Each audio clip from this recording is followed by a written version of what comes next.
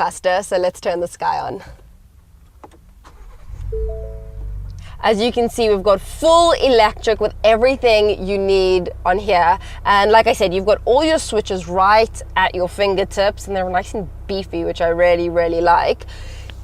In order to change the modes on the car, and I want to show you the really cool graphics, they've got the GOAT mode dial right over here. So let's give that a turn and let me show you the really cool graphics. Now, it's telling me that the car's on and I don't have my seatbelt on. So even though this is a luxe package, the seatbelt as well as the carbon fiber details that you'll find inside actually are extras. Come have a look at the gauge cluster. So we've got our GOAT mode dial. Now, GOAT doesn't stand for greatest of all times. It actually stands for goes over all terrain, and I can't wait to get driving and actually start going over some terrain. But before we do that, let me show you the upgrades on the mode selector. So we've got all of our standards, our rock crawl, we've got our Baja mode, super cool, as well as our normal, we have our sports mode, but this is the extra. We've got tow haul, which means that this car is actually, it's a freaking beast. So I'll put it in perspective. The last Bronco could tow 3,500.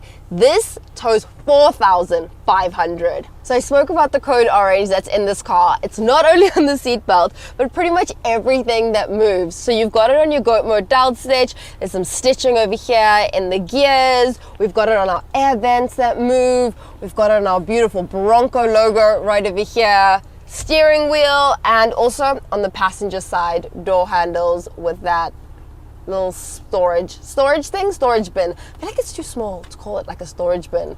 Looks like you can just like hold up newspaper. I don't know what you can fit in there. So we've got a 12-inch touchscreen that comes inside. Nothing too fancy, nothing to write home about. It does everything that you need it to do. So we've got some off-road buttons up here, and we're gonna be using this one a bit later to do some really cool turns. And this is trail turn assist. And it's so cool, our very own Sergi decided to do a dance to it.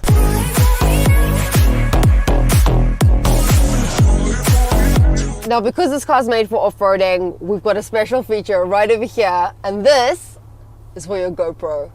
So you can film everything while you're going. Up here, we've got our aux. So what's cool about the aux is this one actually links to the front fog light I showed you guys earlier, but the rest, you can actually program them yourself and add whatever you want in, and you've got ports to put them in. Fun. Moving down, we've got our wireless charging pad. We've got our Ford Performance stamp right over here, so you remember that it's a Ford. We've got our American flag on our gear shifter, and some storage. Storage isn't, if I can open it, there we go. Storage is actually quite deep. It's like half my arm. Okay, it didn't look quite deep, but it's quite cool. And these are our window buttons, and there's a special reason why all the window buttons are in the center and not actually on the doors. Now, it took me a while to get used to the fact that the window controls are in the center, but it all makes sense because this car's pretty freaking sick. Now, there is something I'm not that happy about. Let me jump over and show you. So let's just say we're off-roading, right? And I'm the passenger. If I'm sitting and my driver is going crazy, I have this bar and this bar to hold on to. It kind of feels like my face is way too close to this glove box for my liking. I would have preferred if, even though this is beautiful logo, I'd have preferred a bar right over here that I could hold on to. I'd feel a lot safer, but we've gone old school. Let's go to the back seat. Pretty comfortable. There's enough space. The seats are really upright. Let me show you. They're really upright.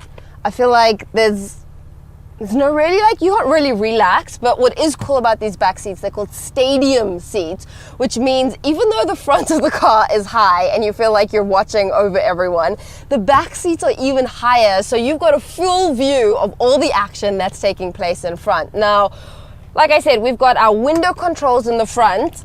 We also have some power outlets over here and a lovely sign that reminds us that this is not a step. Now, I'm going to show you why that is important and why you can't use it as a step and why you would actually want to use it as a step. But first, let's look at these doors. these tools pretty much have nothing on them, and there's a really good reason for that. That's because in beautiful Bronco fashion, they come off, and it's super simple. There's a toolkit in the car that you get, and there's a screw over here on top, a screw over here at the bottom. You unplug this guy, Bob's your uncle, the door's off. But that's not the only thing. Come check this out. This is the moment I've been waiting for. We're gonna take the roof off and hit the road. So the front clips off.